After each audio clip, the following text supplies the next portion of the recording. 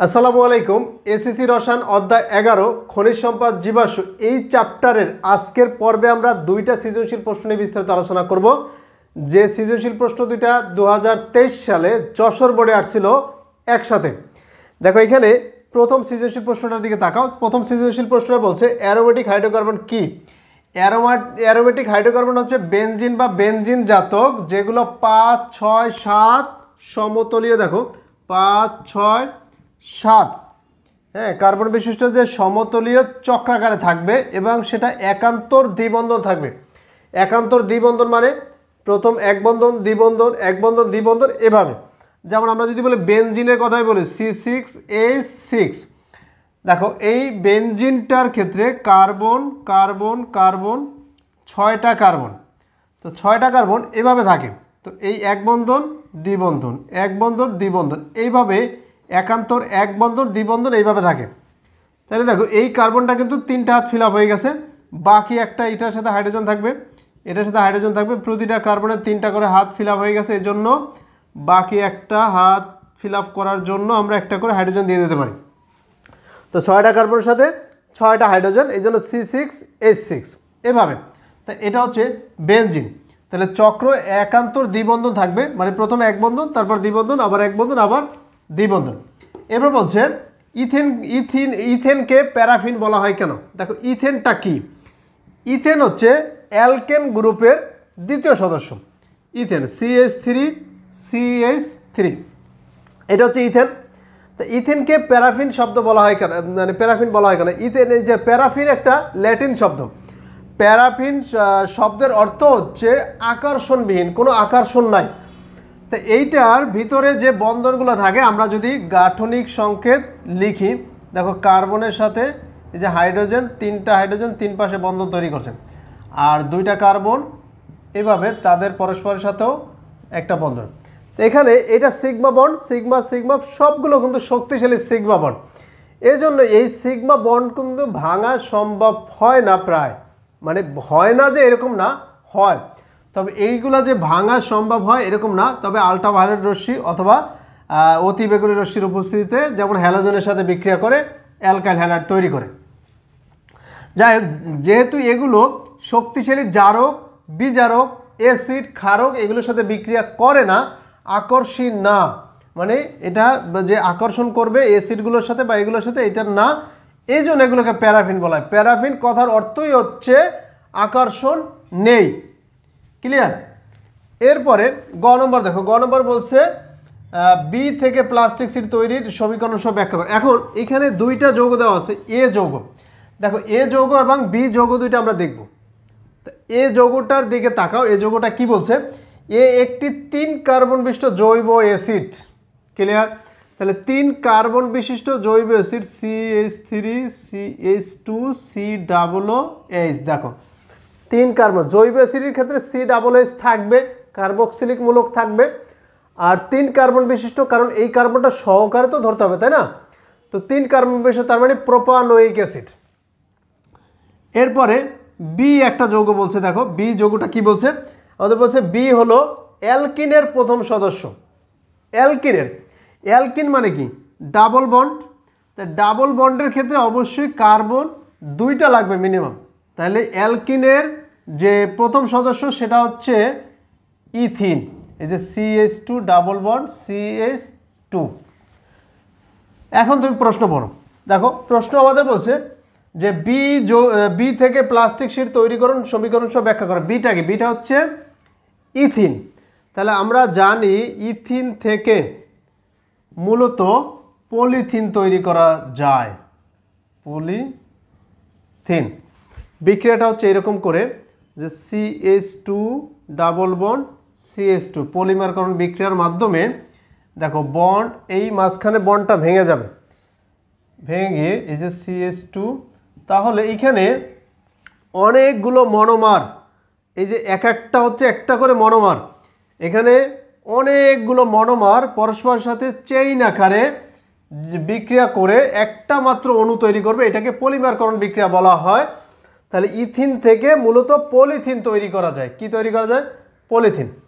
তো এইখানে এগুলো কিভাবে হয় দেখো, এখানে আমরা যদি লিখি CH2 আবার আর একটা যৌগ লিখলাম এই ইথিনের, দেখো CH2 double bond CH2, CH2 double bond CH2, CH2 double bond CH2, আমরা 4টা লিখলাম। দেখো তো এই একটা হাত খালি হয়ে গেলে এদিকে একটা হাত খালি হয়ে যাবে, এদিকে একটা খালি হয়ে যাবে, আবার এইখানে একটা বন্ড ভেঙে গেলে তো এদিকে একটা, তখন এইটার সাথে এইটা বন্ড তৈরি করে ফেলে, আর এইটা এইখানে খালি হয়ে গেলে তাও এইটার সাথে এটা আবার বন্ড তৈরি করে এদিকে। তো এইভাবে দেখো অনেকগুলো, এখানে 4টা না, তুমি কয়েক হাজার নাও, বাট সবগুলো মিলে একটা মাত্র চেইন তৈরি করবে।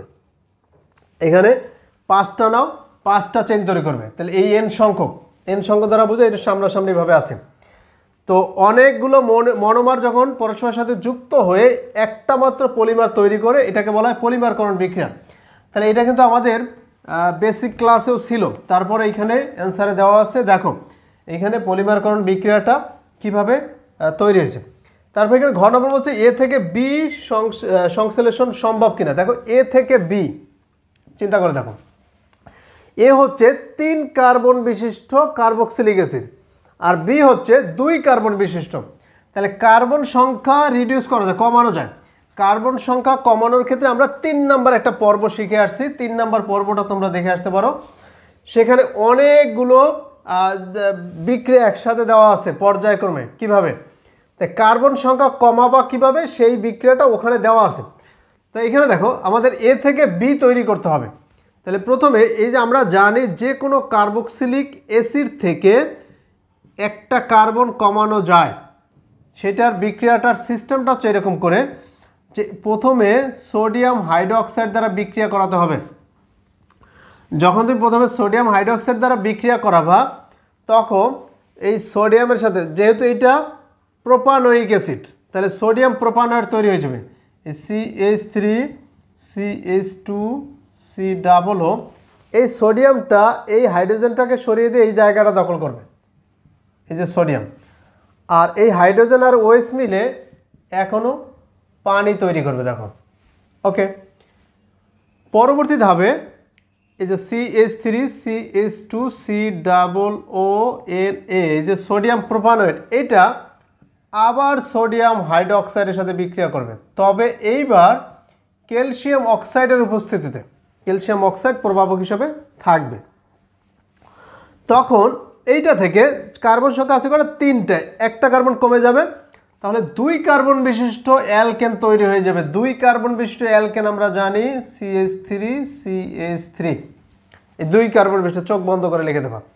আর আরেকটা হয়ে যাবে সোডিয়াম কার্বনেট। সোডিয়াম কার্বনেটের সংকেত হচ্ছে N2CO3, সোডিয়াম কার্বনেট, কারণ এটাও আমরা এর আগে দেখেছিলাম 5 নম্বর অধ্যায়, সোডিয়াম প্লাস আর কার্বনের CO3 2 মাইনাস, তাহলে 2টা মাইনাসের সাথে সোডিয়াম লাগবে 2টা প্লাস, এই জন্য সোডিয়াম কার্বনেটের সংকেত হচ্ছে Na2CO3, এটা পড়ে নিতে পারো।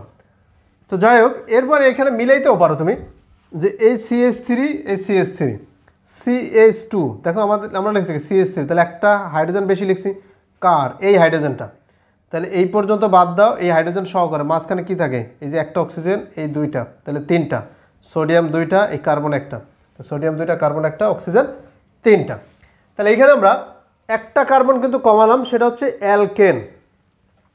এইটার সাথে আবার নতুনভাবে এখন বিক্রিয়া করাও, এই যে আমরা 3 নম্বর পর্বে যেটা শিখে আসছি, সেটা হচ্ছে ব্রোমিনের সাথে বিক্রিয়া করা। ব্রোমিনের সাথে বিক্রিয়া করালে অ্যালকাইল হ্যালাইড তৈরি হয়ে যাবে। এই যে একটা হাইড্রোজেন কমে গিয়ে ওইখানে একটা ব্রোমিন যুক্ত হয়ে যাবে, আর হাইড্রো ব্রোমাইড তৈরি হয়ে যাবে। এটার সাথে আবার সোডিয়াম হাইড্রোক্সাইড বিক্রিয়া করা, CH3 CH2 Br plus sodium hydroxide. এবার সোডিয়াম হাইড্রোক্সাইড বিক্রিয়া করলে সোডিয়াম ব্রোমিনের সাথে চলে যাবে, ওএসটা এটার সাথে মিলে অ্যালকোহল তৈরি করবে, CH3 CH2OS, যে অ্যালকোহল তৈরি করলো। আর সোডিয়াম ব্রোমাইড তো আলাদা হয়ে যাবে, সোডিয়াম ব্রোমাইড। দেখো অ্যালকোহলের সাথে সালফিউরিক অ্যাসিড দিলে 1 অণু পানি শোষণ করে নেয়। তো আমরা এই অ্যালকোহলটা এখানে লিখি CH3 CH2OS, এটার সাথে যদি সালফিউরিক অ্যাসিড দেই H2SO4, তাহলে এটার ভিতর থেকে এক অণু পানি শোষণ করে নিয়ে যায়। কিভাবে নিয়ে যায় দেখো, এক অণু পানি, এই ওয়েস্টটা যদি বাদ হয়ে যায় এইখানে একটা হাত খালি হয়ে যায়, আর এইখান থেকে একটা হাইড্রোজেন চলে গেলে CH2, এখানে একটা হাত খালি হয়ে যায়, তাহলে এখানে থাকবে CH2, এখানে থাকবে CH2, এখানে একটা হাত খালি একটা হাত খালি, তো থাকবে এইভাবে CH2, এই যে CH2 একটা হাত খালি, দেখো দুই পাশে দুইটা হাত খালি, আর এইখানে একটা হাইড্রোজেন আর এই OH মিলে এক অণু পানি তৈরি করবে H2O, আর এই দুই পাশের দুইটা হাত মিলে আবার একটা বন্ড তৈরি করে ফেলবে। তাহলে আমরা এইটা থেকে A থেকে B তৈরি করা হয়ে গেছে সহজে। দেখো এভাবে আমরা A থেকে B তৈরি করতে পারবো। এটা ছিল আমাদের যশোর বোর্ডের প্রথম সৃজনশীল প্রশ্নটা। এখানে যশোর বোর্ডের দ্বিতীয় প্রশ্নটার দিকে তাকাও। এইখানে প্রথমে বলছে জীবাশ্ম জ্বালানি কাকে বলে। দেখো এটা জীবাশ্ম জ্বালানি হচ্ছে, দেখো শত শত মিলিয়ন বছর আগে এই পৃথিবীতে ধরো গাছপালা জীবজন্তু ছিল, সেগুলো মাটির নিচে চাপা পড়ে শত শত মিলিয়ন বছর পরে এগুলো পরিবর্তিত হয়ে যে জ্বালানি তৈরি হয় সেগুলো হচ্ছে জীবাশ্ম জ্বালানি। বর্তমানে যে আমরা পেট্রোল, ডিজেল, গ্যাস এগুলো পাই, এগুলো মূলত আরও শত শত মিলিয়ন বছর আগে এই পৃথিবীতে যে গাছপালা ছিল, জীবজন্তু ছিল, প্রাণী ছিল, সেগুলোর ধ্বংস অবশেষ। তো এটাই হচ্ছে জীবাশ্ম জ্বালানি। এরপর খ নম্বর দেখো, খ নম্বর বলছে ইথানল একটি পরিবেশ বান্ধব জ্বালানি, ব্যাখ্যা করো। ইথানল, দেখো ইথানলটা কি, CH3CH2OH, এটা হচ্ছে ইথানল। এটা পরিবেশ বান্ধব কেন? পরিবেশ বান্ধব এই কারণে, এটা হচ্ছে একটা এমন একটা যৌগ যেটা আখ, তারপরে চিনি এগুলো থেকে তৈরি হয়। দেখো এইখানে লেখা আছে আলু, ভুট্টা, আখ এগুলো থেকে এটা তৈরি হয়, এবং এইটা থেকে কার্বন ডাই অক্সাইডের পরিমাণ খুবই কম বের হয়। যেগুলো পরিবেশের ক্ষতিকারক সেই ধরনের পদার্থ খুবই কম বের হয়, এবং তাপ তৈরি হয় প্রচুর পরিমাণে। তো এই জন্য এটাকে পরিবেশ বান্ধব বলা হয়। কেন পরিবেশ বান্ধব? তো কারণ পরিবেশের জন্য কার্বন ডাই অক্সাইড এটা হুমকি স্বরূপ। এখন কার্বন ডাই অক্সাইড বের হয় না বললেই চলে, কিন্তু কার্বন ডাই অক্সাইড অল্প পরিমাণে পাওয়া যায় এবং তাপ তৈরি হয় অনেক বেশি। এইটা ফুরিয়ে যাওয়ার সম্ভাবনাও নাই। কেন নাই? কারণ এটা তো তৈরি হয় এই যে আলু থেকে, ভুট্টা থেকে, আখ থেকে, এগুলো থেকে তৈরি হয়। এই জন্য ইথানলকে পরিবেশ বান্ধব জ্বালানি বলা হয়। এরপরে গ নম্বর দেখো, 1 নং যৌগটি অসম্পৃক্ত যৌগ পরীক্ষার মাধ্যমে শনাক্ত করো। 1 নং যৌগটা কি? দেখো এই যে 1 নং যৌগ, এখানে কার্বন সংখ্যা যদি n এর মান 3 দিয়ে দেয়, তাহলে 3 দেখো কার্বন CnH2n-2। দেখো তো এই যে এই সাধারণ সংকেতটা কার? এটা অ্যালকাইনের, মানে 3টা বন্ড আছে এরকমের হাইড্রোকার্বনের। তাহলে CnH2n এর ক্ষেত্রে এই কার্বন যদি হয় 3টা, তাহলে হাইড্রোজেন হবে 3 × 6, 2টা কম, তার মানে 4টা। তো এটাকে আমরা এইভাবে লিখতে পারি CH ট্রিপল বন্ড CH3। দেখো তাহলে এটা হয়ে যাবে প্রোপাইন, অ্যালকাইনের ক্ষেত্রে প্রোপাইন হয়ে যাবে। এইটা অসম্পৃক্ততা পরীক্ষা করা যায়, কারণ যে কোনো অ্যালকিন বা অ্যালকাইনের সাথে যদি ব্রোমিন বিক্রিয়া করায় তাহলে ব্রোমিনের লাল বর্ণ বিনষ্ট হয়ে যাবে। তো এই ক্ষেত্রে দেখো ব্রোমিন যদি বিক্রিয়া করাম, তো এইখানে 2টা বন্ড ভেঙে যাবে, কারণ এই একটা পাই বন্ড, এই একটা পাই বন্ড, একটা বন্ড থেকে যাবে। তা কার্বনের এখানে একটা বন্ড থাকবে, কার্বন CH3, তখন এইখানে 2টা হাত খালি হয়ে যাবে, এইখানে 2টা হাত খালি হয়ে যাবে। এই যে 4টা হাত খালি হয়ে গেল 2টা বন্ড ভেঙে, তখন এইখানে এগুলোর সাথে ব্রোমিন যুক্ত হবে। এখানে একটা ব্রোমিন, এইখানে একটা ব্রোমিন, এইখানে একটা ব্রোমিন, এখানে একটা ব্রোমিন। তো তাহলে 4টা ব্রোমিন লাগবে, এইখানে সমতার জন্য 2 দিয়ে দাও। তাহলে দেখো এটা কি বলবা, এটার নাম কি হবে? এটার নাম হবে 1 নাম্বার কার্বনের সাথে 2টা আছে, তাহলে 1 1 2 2। তো এটা লিখতে পারো 1 1 2 2 2। এখানে কয়টা ব্রোমিন? 4টা। তাহলে মনো ডাই ট্রাই টেট্রা। তো এটার নাম হয়ে যাবে 1 1 2 2। দেখো 1 নাম্বার কার্বনের সাথে 2টা ব্রোমিন, তাহলে 1 1, তারপর 2 নাম্বারের সাথে আবার 2বার আছে, এই জন্য 2 2, তাহলে টেট্রা ব্রোমো প্রোপেন বলতে পারবা। এটা বর্ণহীন, এইটা কিন্তু লাল বর্ণ ব্রোমিন ছিল, এটা বর্ণহীন হয়ে যাবে। তাহলে এইটা এর মাধ্যমে আমরা অসম্পৃক্ততা পরীক্ষা করতে পারি। ক্লিয়ার? এবার দেখো ঘ নম্বরে কি বলছে, ঘ নম্বরে বলছে 2 নং থেকে ভিনেগার প্রস্তুত করা সম্ভব, বিশ্লেষণ করো। 2 নাম্বারটা কি ছিল দেখো, 2 নাম্বারটা ছিল দেখো এখানে কার্বন সংখ্যা যদি 3 বসাই দাও, তা এটা থেকে আমরা ভিনেগার তৈরি করব। ভিনেগারটা কি, ভিনেগার হচ্ছে 4 থেকে 10% ইথানোয়িক অ্যাসিডের জলীয় দ্রবণ, ইথানোয়িক অ্যাসিডের জলীয় দ্রবণ। দেখো ইথানোয়িক অ্যাসিডের জলীয় দ্রবণ, তাহলে 4 থেকে 10% ইথানোয়িক, তাহলে ইথানোয়িক অ্যাসিডটা আমাদের লাগবে মেইনলি হচ্ছে এটা থেকে ইথানোয়িক অ্যাসিড তৈরি করব।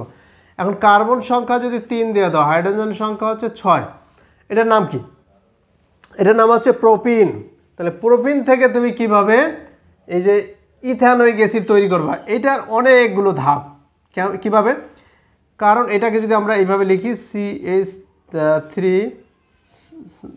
CH2 ডাবল বন্ড, তারপরে CH3, দেখো তাহলে কার্বনের সাথে হাইড্রোজেন, দেখো কার্বন কটা 1 2 3, হাইড্রোজেন হচ্ছে 6টা।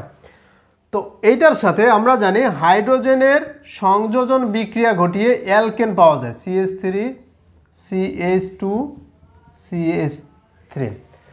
তো এই যে অ্যালকেন থেকে আবার পর্যায়ক্রমে বিক্রিয়া করে 3 কার্বন বিশিষ্ট কার্বক্সিলিক অ্যাসিড তৈরি করা যাবে, কিন্তু আমাদের লাগবে কয় কার্বন বিশিষ্ট, ইথানোয়িক অ্যাসিড হচ্ছে 2 কার্বন বিশিষ্ট।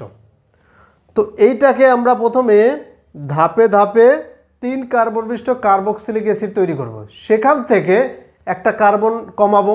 এই যে কমানোর বিক্রিয়া আমরা এর আগেও শিখছি পর্বগুলোতে, কমাই তারপর সেখান থেকে আবার কার্বক্সিলিক অ্যাসিড তৈরি করব। তো আমাদের টার্গেট হচ্ছে তাহলে এটা থেকে এটা প্রস্তুত করলাম, দেখো আমাদের টার্গেট হচ্ছে ইথানোয়িক অ্যাসিড প্রস্তুত করা।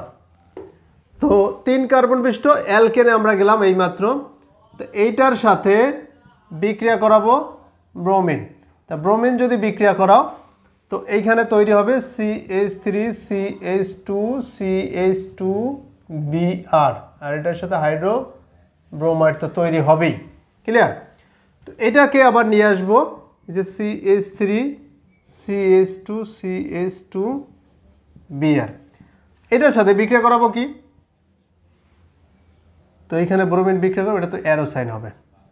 আচ্ছা যাই হোক, তো এটার সাথে সোডিয়াম হাইড্রোক্সাইড বিক্রিয়া করাবো। সোডিয়াম হাইড্রোক্সাইড বিক্রিয়া করাইলে এই সোডিয়ামটা ব্রোমিনটাকে নিয়ে যাবে, তখন অ্যালকোহল তৈরি হয়ে যাবে, CH3 CH2 CH2OH, এই যে অ্যালকোহল তৈরি হয়ে যাবে। এই ধাপটা আমরা মূলত 3 নম্বর পর্বটা একটু ভালো মতো দেখো, সেখান থেকে বুঝতে পারবো আরও ইজিলিভাবে। তারপর 3 নম্বর কার্বন বিশিষ্ট এই যে অ্যালকোহলটা যে তৈরি হলো, এই অ্যালকোহলের সাথে এইবার আমরা বিক্রিয়া করব পটাশিয়াম ডাইক্রোমেটের মাধ্যমে। দেখো এই পটাশিয়াম ডাইক্রোমেট O7H2SO4, তাহলে এই দুইটা মিলে একটা জার্মান অক্সিজেন তৈরি হবে, সেই জার্মান অক্সিজেন মিলে একটা এলডিহাইড তৈরি হয়ে যাবে, তাহলে CH3CH2CHO, আর এখানে এখনও পানি তৈরি হবে। যাই হোক, এলডিহাইডের সাথে আবার এইটার সেমভাবে বিক্রিয়া করাবো, CH3 CH2CHO, এটার সাথে আবার তখন আবার এখানে একটা এখনও জার্মান অক্সিজেন তৈরি হবে। আবার আমরা এই যে potassium dichromate H2SO4 sulphuric acid, তখন এখানে হয়ে যাবে CH3 CH2, তখন এই যে এইটার 3 হলো এই যে কার্বক্সিলিক অ্যাসিড তৈরি হয়ে গেল, ক্লিয়ার। এই কার্বক্সিলিক অ্যাসিড থেকে আমরা জানি যত কার্বন বিশিষ্ট কার্বক্সিলিক অ্যাসিড থাকে একটা কার্বন কমানো যায়। সেই কমানোর সিস্টেমটা কি, কমানোর সিস্টেম হচ্ছে দেখো CH3 CH2COOH, এটার সাথে সোডিয়াম হাইড্রোক্সাইডের বিক্রিয়া করাবো। সোডিয়াম হাইড্রোক্সাইড বিক্রিয়া করলে সোডিয়াম প্রোপানয়েড তৈরি হয়ে যাবে, তাহলে CH3 CH2COON, যে সোডিয়াম প্রোপানয়েড তৈরি হয়ে যাবে, ক্লিয়ার। আর এইখানে এখনও পানি তো তৈরি হবেই, H2O।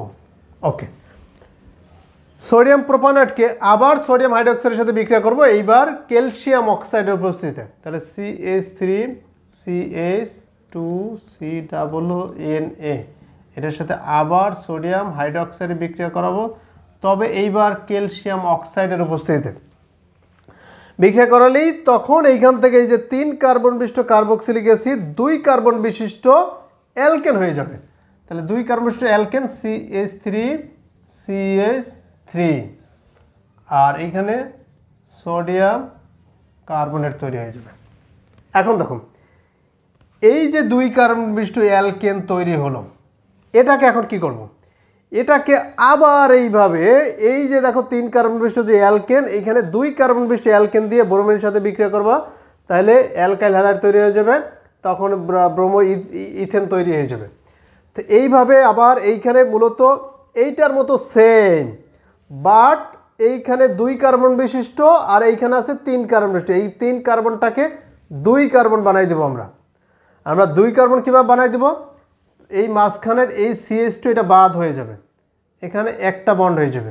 এটা ছোট করে লিখবো আর কি, এটা আবার বড় দাগ তো, এরকম করে আর কি।